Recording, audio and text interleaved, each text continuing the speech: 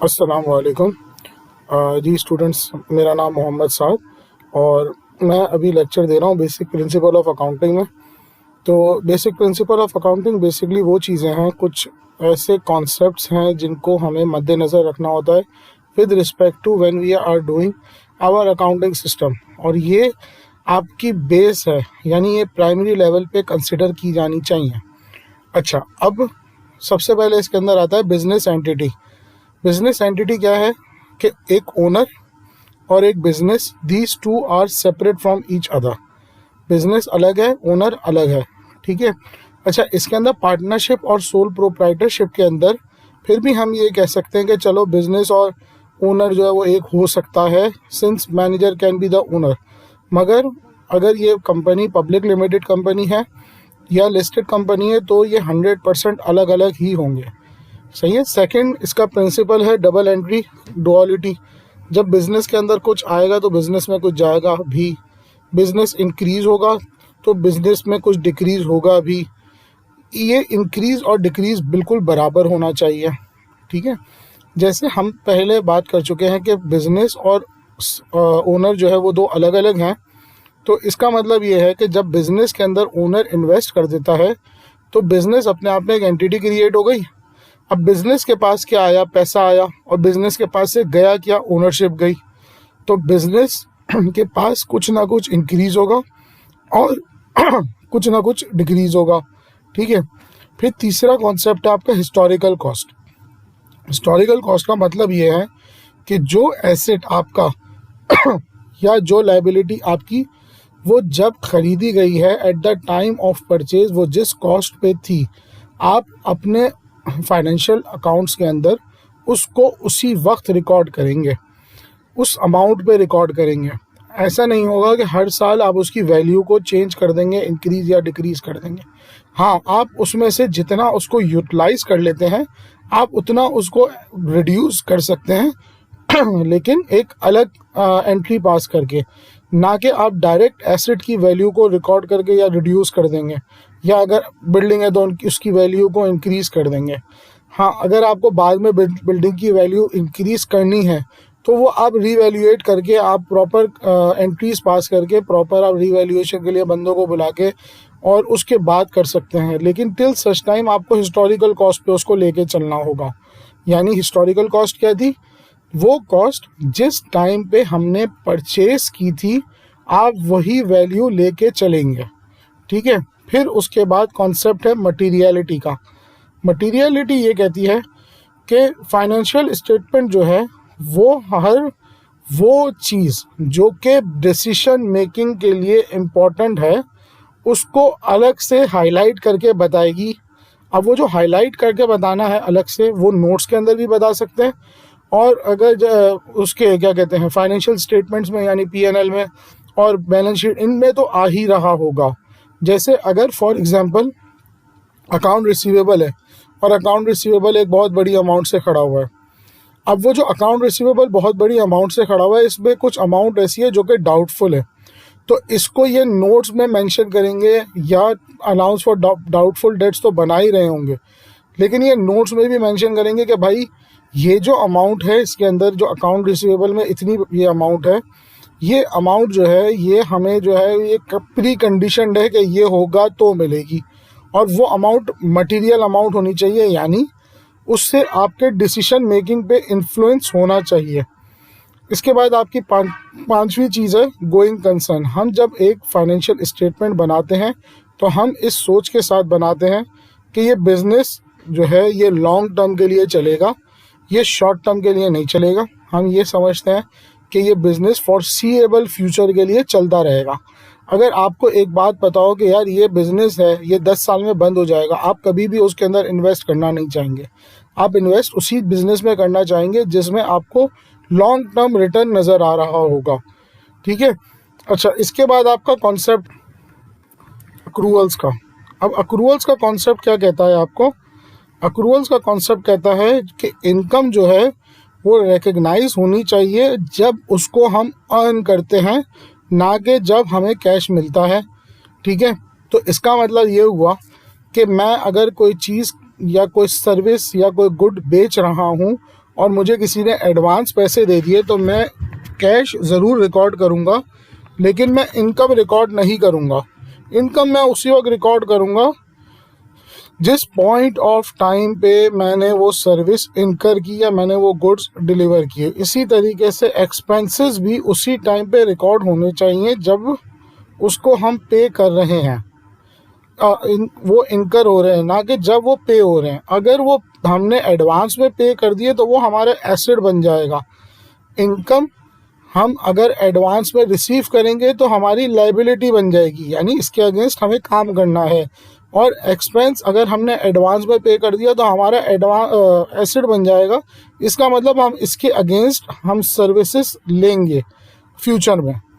Consistency क्या चीज़ है कि भाई हर साल आपका जो अकाउंट है इसके सारे फार्मूलाज जितने भी आपके पैरामीटर्स हैं वो सारे कंसिस्टेंट हो हर साल, और ये कंसिस्टेंट हो मार्केट प्रैक्टिस से भी। अगर ये हर साल चेंज होते रहेंगे तो पिछले साल से इस साल को हम मैच नहीं कर सकते। हमारे कोई ना कोई रूल्स एंड रेगुलेशंस हैं, जैसे रूल्स एंड रेगुलेशंस तो नहीं कहूँगा, हम स्टैंडर्ड्स कह सकते हैं कि भाई हम अगर डेप्रिसिएशन है कि हम डेप्रिसिएशन निकाल रहे हैं और हर साल हम उसका फॉर्मेट चेंज कर देते हैं तो हम हर साल उसको मैच नहीं कर पाएंगे। तो हमें वो कंसिस्टेंट रखना है हर साल, ईयर टू ईयर। इसके बाद प्रूडेंस ये कहती है कि भाई हम जो है वो हमेशा एक कॉशियस अप्रोच लेके चलेंगे। कॉशियस अप्रोच का मतलब ये होता है कि हम अगर इनकम हमें ज़्यादा नज़र आ रही है कि होगी तो हम इनकम हमेशा कम रिकग्नाइज करेंगे, ज़्यादा नहीं करेंगे। हमको जितनी पक्की ये कंफर्म होगी कि इनकम होने वाली है हम सिर्फ वही रिकॉर्ड करेंगे। अगर हमें अश्योरिटी नहीं है तो हम नहीं रिकग्नाइज करेंगे। गेन हम सिर्फ वही रिकग्नाइज करते हैं जो हमें 100% अश्योरिटी हो कि हाँ भाई मिल गया या मिल जाएगा या रिकग्नाइज हो गया या ये काम अर्न हो गया। लेकिन इसी तरीके से हम एक्सपेंसेस को हम ओवर एस्टिमेट करते हैं, हम ज़्यादा सोच के चलते हैं। अगर हमें लगता है कि दो फिगर्स हैं, एक कम है एक ज़्यादा है, मेरे पे कोई ख़र्चा आने वाला है या मेरे पे कोई केस चल रहा है और उस केस के अंदर मेरे अगेंस्ट रिज़ल्ट आ सकता है, मेरी फेवर में भी आ सकता है, लेकिन रिज़ल्ट अगेंस्ट आने के ज़्यादा चांसेस हैं, तो मैं हमेशा प्रूडेंस अप्रोच कहती है कि मैं अगेंस्ट वाला फ़ैसला लूँगा जिसमें मुझे पेमेंट ज़्यादा करनी पड़ जाए। ठीक है, तो ये मेरी प्रूडेंट अप्रोच है। कुछ इम्पॉर्टेंट IAS मैं मेंशन करूँगा। एक है IAS 1 है प्रेजेंटेशन ऑफ फाइनेंशियल स्टेटमेंट। वो जो हम फॉर्मेट्स देखते हैं ना, PLS का, इनकम ऑफ फाइनेंशियल पोजीशन का, स्टेटमेंट ऑफ फाइनेंशियल पोजीशन का, इसी तरीके से कैश फ्लोज का, चेंजेस इन इक्विटीज़ का, ये जो प्रेजेंटेशन है ये किस तरीके से बनना चाहिए ये आपको IAS 1 में बताता है। IAS 2 आपका है इन्वेंट्रीज़ का। ठीक है, इन्वेंट्रीज़ के अंदर किस तरीके से आपको इन्वेंट्री वैल्यूएट करनी है, इन्वेंट्री की वैल्यू किस तरह निकालनी है। फिर इसके बाद आपके पास तीसरा है IAS 16 property plant and equipment. इसमें डेप्रिसिएशन आ जाता है, इसके अंदर आपका अमोर्टाइजेशन आ जाता है। अच्छा, अमोर्टाइजेशन जो है ना वो इसके अंदर इतना कवर्ड नहीं होता, इसके लिए एक और IAS भी है, लेकिन वो हमारे कोर्स में भी नहीं होगा, अभी हम बाद में बढ़ लेंगे, देख लेंगे, कोई ऐसा इशू नहीं है। फिर IAS 37 है provisions and contingent liability, contingent assets, provisioning हम पढ़ेंगे। फिर हमारा है IFRS revenue from contract with customers. तो ये रेवेन्यू रिकग्निशन आ जाती है, ये एक बहुत छोटा सा पार्ट है, इसको मैं ज़रूर कराऊंगा। ट्रू एंड फेयर व्यू जो है, ट्रू एंड फेयर प्रेजेंटेशन, इसका क्या मतलब है कि भाई आपका जो IAS 1 है ये कहता है जो आपकी फाइनेंशियल स्टेटमेंट तैयार होगी ये जो है वो बिल्कुल ट्रू और फेयर होनी चाहिए। फेयर रिप्रेजेंटेशन का वर्ड यूज़ किया गया है इसके लिए।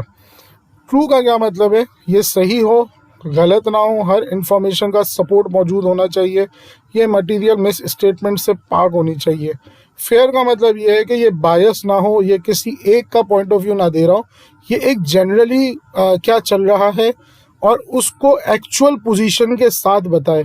अगर फाइनेंशियल स्टेटमेंट्स बनाए जाते हैं तो वो इसलिए बनाए जाते हैं कि जो स्टेक होल्डर्स हैं वो अकॉर्डिंगली डिसीजन ले सकें।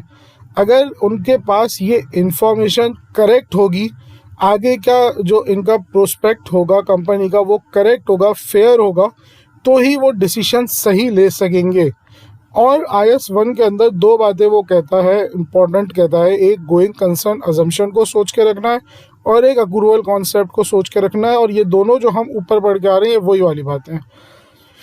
आपकी जो फाइनेंशियल स्टेटमेंट है या जो आपकी इंफॉर्मेशन है वो किस तरह से यूज़फुल हो सकती है। एक, वो रेलेवेंट हो, मतलब जो इंफॉर्मेशन आपको मिली है वो आपके इकोनॉमिक डिसीजन को इन्फ्लुएंस कर सकती हो और वो आपकी डिसीजन मेकिंग से रेलेवेंट हो, कंपनी से रेलेवेंट हो। बातें इधर उधर की नहीं करो, कंपनी रिलेटेड बातें करो, तो आपकी इंफॉर्मेशन रेलेवेंट होनी चाहिए।